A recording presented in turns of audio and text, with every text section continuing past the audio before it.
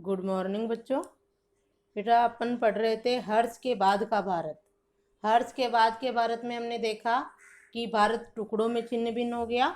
उत्तर भारत और दक्षिण भारत पर अलग अलग राजवंशों ने शासन किया। उसमें हम पढ़ रहे थे उत्तर भारत के राजवंश। उसमें पाल, प्रतिहार, राष्ट्रकूट, ये मुख्य 3 राजवंश है। और भी छोटे छोटे राज्य थे, लेकिन ये मुख्य 3 राजवंश है। तो हमने देखा कि इन तीनों राजवंशों में आपस में संघर्ष होता रहता था। ये राजवंशी आपस में जो है साम्राज्य विस्तार के लिए लड़ते झगड़ते रहते थे। और ऊपर से दक्षिण भारत के जो शक्तिशाली राजवंश थे, जैसे चोल, चालुक्य, ये भी जो है मौका देखकर इन पर आक्रमण करते थे। जैसे हमने देखा कि राष्ट्रकूटों के समय जो है चोलों का भी आक्रमण हुआ। कृष्ण तृतीय जो था वो जो है चोल शासकों से दीर्घकालीन संघर्ष करता रहा। और फिर राष्ट्रकूटों का पराभव भी चालुक्यों द्वारा हुआ। उसने चोलों का भी संघर्ष हुआ और उनका पराभव यानी अंत भी चालुक्यों के द्वारा हुआ। तो ये हमने देखा कि हमारे देश के जो राजा थे, राजवंश थे, वो अपने स्वार्थ पूर्ति के लिए और अपने साम्राज्यवादी आकांक्षा के कारण जो है आपस में ही लड़ते झगड़ते रहते थे, जिससे भारत की एकता क्षीण हो गई थी। ठीक है। अब अपन उत्तर भारत के राजवंशों में हमने पाल वंश पढ़ लिया, राष्ट्रकूट वंश पढ़ लिया। आज पढ़ेंगे गुर्जर प्रतिहार वंश। गुर्जर प्रतिहार वंश इंपॉर्टेंट है, पूरा 4 नंबर का क्वेश्चन बन सकता है आपके टिप्पणी के रूप में कि गुर्जर प्रतिहार वंश पर टिप्पणी लिखिए या गुर्जर प्रतिहार वंश के शासकों का परिचय दीजिए व उनकी उपलब्धियों का वर्णन कीजिए। तो शासक और उसने क्या किया वो उसकी उपलब्धि साथ साथ में आ जाएगा। ठीक है। तो 4 अंक का पूरा प्रश्न बनेगा आपके ये, और इम्पोर्टेंट भी है ये गुर्जर प्रतिहार वंश। देखो, ये गुजरात में इस वंश की स्थापना कहाँ हुई थी? गुजरात में, इसलिए इसको गुर्जर प्रतिहार वंश कहा जाता है। देखो, इस राजवंश की स्थापना नागभट्ट नामक सामंत द्वारा 1725 ईस्वी में गुजरात में हुई। अतएव इसका नाम गुर्जर प्रतिहार पड़ा, गुजरात के कारण गुर्जर। और इसकी स्थापना किसने की? नागभट्ट प्रथम ने। शासकों के नाम पर नंबर डालते जाओ। ये पहला शासक जिसने इसकी स्थापना की 725 ईस्वी में गुजरात में, और इस वंश का नाम जो है गुर्जर प्रतिहार वंश पड़ा। जैसे मैंने मौर्य वंश की उनकी सारणी बना के समझाया था ना आपको गुर्जर प्रतिहार वंश की सारणी बनानी है हेडिंग डाल के। पहला नागभट्ट प्रथम संस्थापक, ये संस्थापक है, और स्थापना गुजरात में 725 ईस्वी में। ठीक है, इस तरह आप लिखते जाओगे। नागभट्ट प्रथम बड़ा वीर था। ये इसकी उपलब्धियां आ गई। अगर उपलब्धियां भी पूछे तो ये शासकों का परिचय उपलब्धियां हेडिंग डालकर, जैसे नागभट्ट प्रथम हेडिंग डाला और उसका वर्णन उसने क्या किया, जो वो उपलब्धियां हो जाएगी। ठीक है। देखो, नागभट्ट प्रथम बड़ा वीर था। उसने सिंध की ओर से होने वाले अरबों के आक्रमण का सफलतापूर्वक सामना किया। वत्सराज इस वंश का पहला शासक था जिसने सम्राट की पदवी धारण की। दूसरा 2 नंबर डाल लो वत्सराज पे, किताब खोल के बैठो अपनी, और दूसरा नंबर वत्सराज पे डालो जिसने सम्राट की पदवी धारण की। नागभट्ट प्रथम तो संस्थापक था, स्थापना की इसने अपने आप को सम्राट घोषित नहीं किया। और सम्राट, अपने आप को सम्राट की पदवी देने वाला कौन था? वत्सराज, जो इस वंश का दूसरा शासक था। ठीक है। आगे देखो, वत्सराज के पुत्र नागभट्ट द्वितीय। वत्सराज का पुत्र कौन था? नागभट्ट द्वितीय। और यही जो है गुर्जर प्रतिहार वंश का शक्तिशाली शासक था। हमने राष्ट्रकूटों में भी पढ़ा कि जो है गोविंद तृतीय जो था राष्ट्रकूट वंश का, उसने नागभट्ट द्वितीय को हरा दिया था। तो देखो, नागभट्ट द्वितीय पर 3 नंबर डाल लो। नागभट्ट द्वितीय 3 नंबर, तीसरा शासक। देखो, नागभट्ट द्वितीय ने, वत्सराज के पुत्र नागभट्ट द्वितीय ने 816 ईस्वी के लगभग गंगा की घाटी पर हमला किया और कन्नौज पर अधिकार कर लिया। वह अपनी राजधानी भी कन्नौज ले आया। अब ये कन्नौज राजधानी भी कौन ले आया? ये कन्नौज ले आया नागभट्ट द्वितीय। नागभट्ट द्वितीय राष्ट्रकूट राजा गोविंद तृतीय से पराजित हुआ, वो उसमें पढ़ा था हमने। उसके वंशज कन्नौज तथा आसपास के क्षेत्रों पर 1018-19 ईस्वी तक शासन करते रहे। इस वंश का सबसे प्रतापी राजा, इसको ये शक्तिशाली तो ये था, जैसे इसने सबसे ज्यादा युद्ध लड़े थे नागभट्ट द्वितीय ने, लेकिन इस वंश का सबसे प्रतापी राजा भोज था, जो मिहिर भोज के नाम से जाना जाता था। ये यहाँ पर आपके 1 नंबर का प्रश्न बनेगा कि नागभट्ट द्वितीय वो गुर्जर प्रतिहार वंश का प्रतापी शासक कौन था। कौन था? राजा भोज, जो किस नाम से जाना जाता है? मिहिर भोज के नाम से जाना जाता है, जो नागभट्ट द्वितीय का पौत्र था। कौन था? पौत्र। इस प्रकार मिहिर भोज पे आप 4 नंबर डाल लो, सारणी बनाओगे उसमें चौथे नंबर पर मिहिर भोज। ठीक है। और नागभट्ट द्वितीय के वंशजों ने, वंशज यानी उसका पुत्र फिर उसका पौत्र मिहिर भोज भी उसका पौत्र था, ने जो है गुर्जर प्रतिहार वंश पर शासन किया। आगे देखो, अरब व्यापारी सुलेमान, अरब व्यापारी सुलेमान इसी के समय भारत आया। ये भी 1 नंबर का प्रश्न बनेगा कि अरब व्यापारी सुलेमान किस शासक के समय भारत आया। तो किस शासक के समय आया? मिहिर भोज के समय। अगला सम्राट महेंद्रपाल था। मिहिर भोज के बाद अगला सम्राट कौन था? 5 नंबर डाल लो महेंद्रपाल पे, महेंद्रपाल पे, जो कर्पूर मंजरी नाटक के रचयिता महाकवि राजशेखर का शिष्य और संरक्षक था। इस पे भी अंडरलाइन करो, ये भी 1 नंबर का प्रश्न बनेगा और पुस्तकों में भी पूछा जा सकता है। कर्पूर मंजरी नाटक के रचयिता कौन थे? तो कौन थे? राजशेखर। मैंने आपको पुस्तकों की सारणी भेजी, उसमें भी है, तो ये भी 1 नंबर का प्रश्न बन रहा है। और राजशेखर किसके गुरु थे? महेंद्रपाल के। गुर्जर प्रतिहार वंश का जो 5वां शासक था महेंद्रपाल, उसके गुरु थे राजशेखर और उसने उनको संरक्षण भी दिया था। राजशेखर का शिष्य एवं संरक्षक था। संरक्षक का मतलब अपने दरबार में रखा था राजशेखर को। किसने? महेंद्रपाल ने। आगे देखो, महेंद्रपाल का पुत्र महिपाल, अगला 6 नंबर महिपाल पे डाल लो। राष्ट्रकूट राजा इंद्र तृतीय से बुरी तरह पराजित हुआ था। ये हमने राष्ट्रकूट वंश में पढ़ा था कि इंद्र तृतीय ने कन्नौज के तत्कालीन शासक महिपाल को जो है क्या किया था? हरा दिया था। राष्ट्रकूट पराजित करके भागने पर विवश कर दिया था। ये हमने राष्ट्रकूट वंश में पढ़ा था। कन्नौज राजधानी किसने बना ली थी? नागभट्ट द्वितीय ने। अब अगला नंबर डालिए महिपाल पे, 6 नंबर, 6ठा शासक है प्रतिहार वंश का। महिपाल के समय गुर्जर प्रतिहार राज्य का पतन होने लगा। महिपाल के समय से ही गुर्जर प्रतिहार वंश का क्या होने लग गया? पतन होने लग गया। इस पे अंडरलाइन कर लो आप, 6ठा शासक था महिपाल। और महिपाल ने तो फिर भी संघर्ष किया, लेकिन राष्ट्रकूट राजा से ये खुद भी पराजित हो गया और उसके बाद जो है इस राजवंश का क्या होने लगा? गुर्जर प्रतिहार राज्य का पतन होने लगा। उसके बाद के राजाओं में भोज द्वितीय 7वां है मान लो, विनायक पाल, महेंद्रपाल द्वितीय, देवपाल, महिपाल द्वितीय और विजयपाल ने 1013 ईस्वी तक अपने राज्य को कायम रखा। ये सब किसके वंशज थे? नागभट्ट द्वितीय के। 1019 तक थे ना,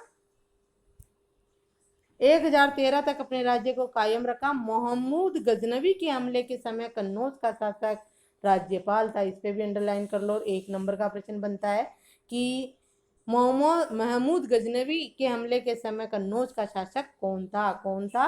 राज्यपाल था। 1 नंबर का प्रश्न पूछा जा सकता है।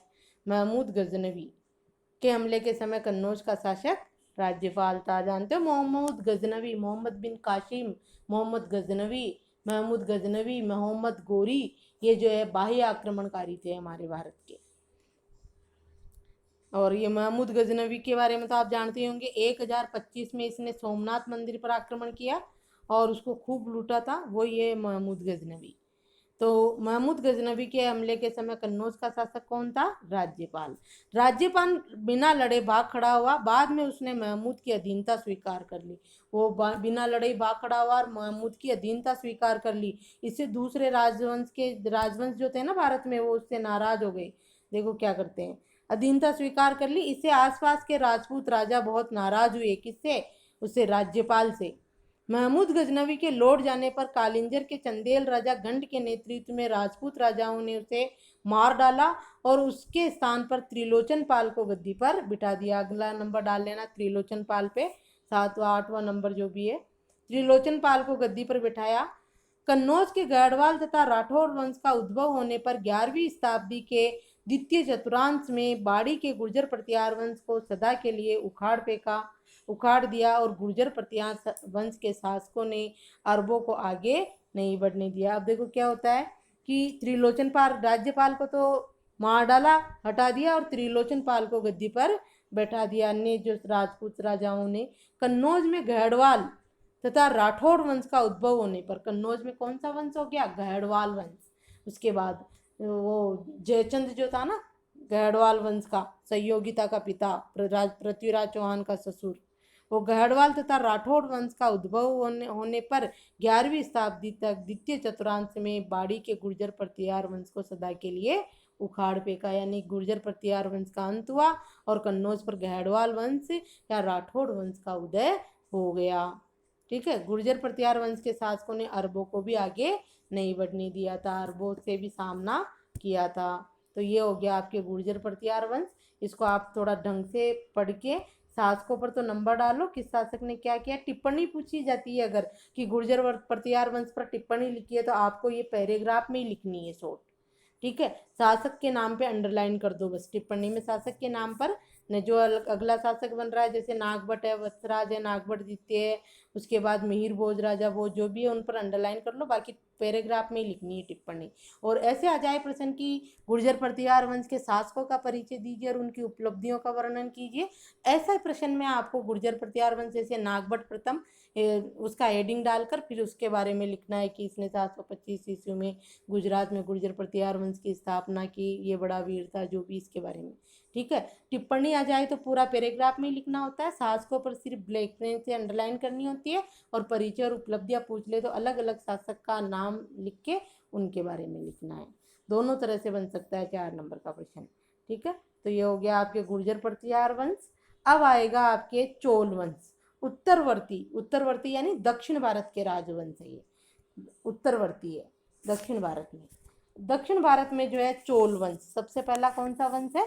चोल वंश। इनको बेटा आपको थोड़ा बार बार वीडियो देखना होगा और थोड़ा बार बार पढ़ना होगा, तब समझ में आएगा ये, क्योंकि ये सारे राजवंश समकालीन ही है, उसी समय के हैं, तो आपस में घुले मिले से हैं।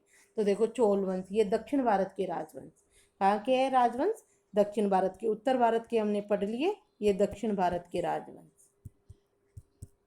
आप भी लिख लो यहीं पे। देखो, ये प्राचीन दक्षिणापथ के 3 प्रमुख राज्यों में से एक था। ये इनमें आता है चोल, चालुक्य और पल्लव। जैसे उसमें आ रहा है ना पाल, प्रतिहार, राष्ट्रकूट, इसी प्रकार दक्षिण भारत के मुख्य राजवंशों में है चोल, चालुक्य और पल्लव। तो हम पढ़ रहे हैं चोल वंश को। देखो, ये प्राचीन दक्षिणापथ के 3 प्रमुख राज्यों में से एक था। अन्य 2 राज्य थे पांड्य और चेर या केरल। अशोक के अभिलेखों में इस राज्य का वर्णन एक स्वतंत्र राज्य के रूप में हुआ है। चोल राज्य के निवासी तमिलवासी थे, इस पे अंडरलाइन कर लो, 1 नंबर का प्रश्न बन सकता है। चोल राज्य के निवासी किस भाषा के थे? तमिल भाषा, इधर तमिलनाडु तरफ था ये। उन्होंने तमिल भाषा में उच्च कोटि के साहित्य लेखन को प्रोत्साहन किया। तिरुवल्लुवर की हिंदी में कहानियां भी आती है, हिंदी में पाठ आता है। तिरुवल्लुवर रचित कुरल इसका अच्छा उदाहरण है। तमिल भाषा में के जो है साहित्यकार है तिरुवल्लुवर, उसका ग्रंथ है ये, कौन सा है ये? कुरल। कौन सा ग्रंथ है? कुरल। इस पे भी अंडरलाइन कर लो आप, ये भी पूछा जा सकता है 1 नंबर में। और चोल राज्य के निवासी तमिल भाषी थे और ये तमिल भाषा के साहित्यकार तिरुवल्लुवर है। इन्होंने कौन सा ग्रंथ लिखा? कुरल। करिकाल, अब इस पे अंडरलाइन कर लो, ये जो है चोल वंश का शासक। करिकाल लगभग 100 ईस्वी चोल वंश का राजा हुआ। इसने पुहार या पुगार नगर की नींव डाली, इस पे भी अंडरलाइन कर लो। 100 ईस्वी में, कौन से ईस्वी में? 100 ईस्वी में करिकाल जो है चोल वंश का शासक हुआ, जिसने पुहार या पुगार नगर की नींव डाली। उसने सिंघल से युद्ध किया, और सिंघल द्वीप किसको कहते थे? श्रीलंका के निवासियों को, उनसे किया युद्ध। ये उसने सिंघल से युद्ध किया और युद्ध बंदियों से कावेरी नदी के किनारे 100 मील लंबे बांध का निर्माण करवाया। वह चोलों की राजधानी को उरयूर से कावेरी पत्तनम ले गया। इस पे भी अंडरलाइन कर लो, ये राजधानी को चेंज की किसने? यहाँ से क्या नाम इसका? करिकाल ने जो है राजधानी चेंज की, उरगपुर से कावेरी पत्तनम ले गया। चोल राजा विजयालय के पुत्र और उत्तराधिकारी आदित्य, देखो करिकाल पे नंबर 1 डाल सकते हो आप, पहला शासक। दूसरा आएगा आपके ये विजयालय का पुत्र और उत्तराधिकारी आदित्य। इसने जो है 800 से, इसमें वैसे क्रम नहीं है क्योंकि बीच बीच में जो शासक है वो छोड़ दिए गए हैं जो शक्तिशाली नहीं थे, इस तरह से हैं इसमें। तो आप इसमें नंबर न डाल के पैराग्राफ में ही कर लो।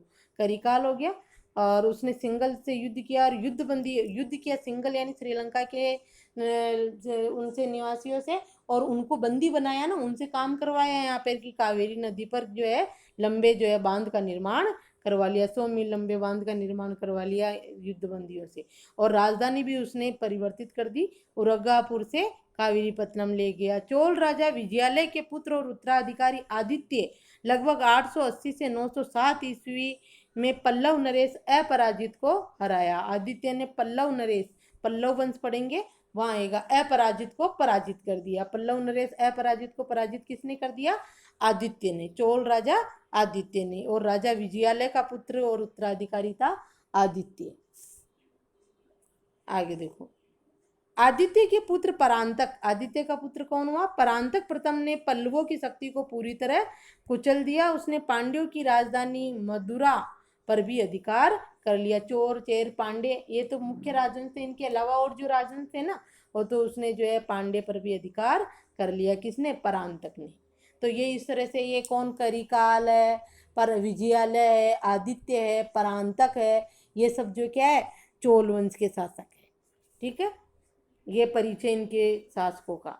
अब आएगा चोल राजा राजराज प्रथम। ये चोल वंश का शक्तिशाली शासक है राजराज प्रथम। तो आप नंबर डाल लिए होंगे, 4-5वां नंबर आएगा इस पर, राजराज प्रथम पर चोल शासकों में नंबर डाल लो जिससे कि आपको थोड़ा पता रहे। देखो, चोल राजा राजराज प्रथम 985 से 1013 ईस्वी तक इसका शासन था चोल वंश में। संपूर्ण मद्रास, मैसूर, कुर्ग और सिंगल द्वीप, सिंगल वही श्रीलंका, को अपने अधीन करके पूरे दक्षिण भारत का एक छत्र सम्राट बन गया। कौन? चोल राजा राजराज प्रथम। उसने अपनी राजधानी तंजौर में भगवान शिव का राजराजेश्वर यानी वृद्धेश्वर, उसका नाम क्या था? राजराजेश्वर या वृद्धेश्वर मंदिर बनवाया। ये आपके 1 नंबर का प्रश्न बनेगा। राजराजेश्वर या वृद्धेश्वर मंदिर कब किसने बनवाया? चोल राजा राजराज प्रथम ने। 1 नंबर का प्रश्न। राजराजेश्वर, तो इसका नाम राजराज था ना, इसलिए उसका नाम राजराजेश्वर रखा। वैसे वृद्धेश्वर महादेव का मंदिर है, अब आज भी है ये मंदिर वहाँ तंजौर में। कहाँ? तंजौर में। और इसकी राजधानी भी इसने जो है किसको बना ली? तंजौर को ही बना ली थी। तंजौर ही इसकी राजधानी थी राजराज प्रथम की। इस पे अंडरलाइन करके 1 नंबर का प्रश्न लिख लिया। राजराजेश्वर या वृद्धेश्वर मंदिर का निर्माण किसने करवाया? चोल शासक राजराज प्रथम ने। उसके पुत्र और उत्तराधिकारी राजेंद्र प्रथम, जो 1016 से 44 ईस्वी के पास शक्तिशाली नौसेना थी, जिसने पेगु, मर्तबान तथा अंडमान निकोबार द्वीपों को जीता। राजराज प्रथम का पुत्र था राजेंद्र प्रथम। अब आगे शासक राजराज प्रथम के बाद अगला शासक कौन है? राजेंद्र प्रथम, जिसके पास शक्तिशाली नौसेना यानी जल सेना थी। तो उसने पेगु, मर्तबान जो छोटे द्वीप थे ना उनको जीत लिया नौसेना के माध्यम से। अंडमान निकोबार द्वीपों को भी जीता। उसने बंगाल और बिहार के शासक महिपाल से युद्ध किया। बंगाल और बिहार का जो शासक था महिपाल, पाल वंश का शासक महिपाल, और उधर ये जो था ना उससे भी युद्ध किया। उसने सेनाएं कलिंग पार करके ओड़ यानी उड़ीसा, दक्षिण कौशल, बंगाल और मगध होती हुई गंगा तक पहुंच गई। उसकी सेना कहाँ तक पहुंच गई? गंगा तक पहुंच गई। इस विजय के उपलक्ष्य में उसने गंगे कोंड की उपाधि धारण की। राजेंद्र प्रथम ने गंगे कोंड की उपाधि किसने धारण की? राजेंद्र प्रथम ने। ये अंडरलाइन कर लो, ये प्रश्न बनेगा 1 नंबर का इंपॉर्टेंट क्वेश्चन। इसने क्या किया? इसके पास नौसेना थी, नौसेना से तो दक्षिण में जो छोटे मोटे द्वीप थे उनको जीत लिए, और उसके बाद जो है इसने बंगाल बिहार का जो शासक था महिपाल उससे युद्ध किया। कलिंग पर पार विजय प्राप्त कर ली, उड़ीसा में कलिंग उस पर भी विजय प्राप्त कर ली, और कौशल, बंगाल, मगध होती हुई इसकी सेनाएं कहाँ तक पहुंच गई? राजेंद्र प्रथम की गंगा तट तक पहुंच गई। गंगा कहाँ है? उत्तर में है, बिहार के यहाँ पर। तो यहाँ तक उसकी सेनाएं जो है विजय प्राप्त करती हुई पहुंच गई, इसलिए इसने जो है गंगे कोंड की उपाधि धारण की। गंगे कोंड की उपाधि किसने धारण की? चोल शासक राजेंद्र प्रथम ने। और क्योंकि उसने गंगा किनारे तक के प्रदेशों को जीतकर अपने साम्राज्य में मिला लिया और गंगे कोंड की उपाधि धारण की। ठीक है, राजेंद्र प्रथम जो किसका पुत्र था? राजा राजराज प्रथम का। आगे देखो, उसका पुत्र और उत्तराधिकारी था राजाधिराज। चालुक्य राजाधिराज जो 1044 से 54 ईस्वी तक शासक रहा। चालुक्य राजा सोमेश्वर के साथ कोप्पम के युद्ध में मारा गया। अब यहाँ देखना कैसे बदला लेते हैं युद्ध में। तो उसका राजेंद्र प्रथम का पुत्र कौन था? राजाधिराज, जो 1044 से 54 तक शासक रहा, लेकिन वो चालुक्य राजा सोमेश्वर के साथ कोप्पम के युद्ध में मार दिया गया। कौन? राजाधिराज। परंतु वीर राजेंद्र जो 1000, यहाँ 34 की जगह आपके 54 आएंगे, है ना, ये 54 तक तो यही था ना, राजाधिराज तो 34 की जगह आप क्या कर लो, यहाँ 54 कर लेना।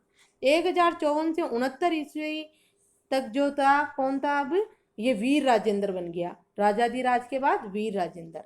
देखो, राजराज प्रथम, उसका पुत्र राजेंद्र प्रथम, फिर उसका पुत्र राजाधिराज, और फिर इस राजाधिराज का पुत्र वीर राजेंद्र। वीर राजेंद्र 1054 से 69 तक ने चालुक्य को कुडल संगमम, कौन सा युद्ध? कुडल संगमम के युद्ध में परास्त कर पिछली हार का बदला ले लिया। राजाधिराज को हरा दिया ना चालुक्य राजा सोमेश्वर ने कोप्पम के युद्ध में, तो इसके पुत्र वीर राजेंद्र ने अब जो है चालुक्यों को हरा दिया, ठीक है, और अपनी पिछली हार का बदला ले लिया। चोलों में शीघ्र ही उत्तराधिकार के लिए युद्ध छिड़ गया। अब चोल शासक आपस में ही लड़ने झगड़ने लग गए इसके उत्तराधिकार के लिए। इसके फलस्वरूप सिंहासन राजेंद्र कुलुतुंग प्रथम को प्राप्त हुआ। राजेंद्र कुलुतुंग की मां चोल राजकुमारी और पिता चालुक्य राज्य का स्वामी था। इस प्रकार कुलुतुंग ने चोलों के एक नए वंश की स्थापना की। उसने 40 वर्षों तक शासन किया। अब अगला शासक कौन बन गया इसका?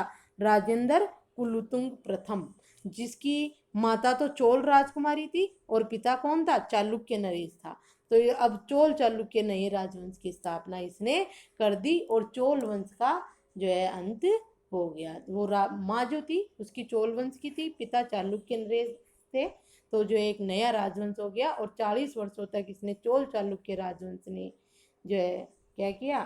शासन किया, ठीक है। इस तरह ये चोल शासक है। चोल वंश है, चोल वंश पर टिप्पणी पूछी जा सकती है। सबसे पहले तो आपको सभी शासकों के नाम याद होने चाहिए और फिर किसने क्या किया जो थोड़ा थोड़ा लिख दो आप 4 नंबर में सबके बारे में, और टिप्पणी में शासकों पर अंडरलाइन कर दो, ठीक है। अब आएगा अगला चोल प्रशासन और कला, इसको हम अगले वीडियो में देखेंगे। तो आज हमने गुर्जर प्रतिहार वंश और चोल वंश पढ़ा। इससे संबंधित जो भी प्रश्न आपके पास हैं उनको करना, आज और भेज दूंगी मैं।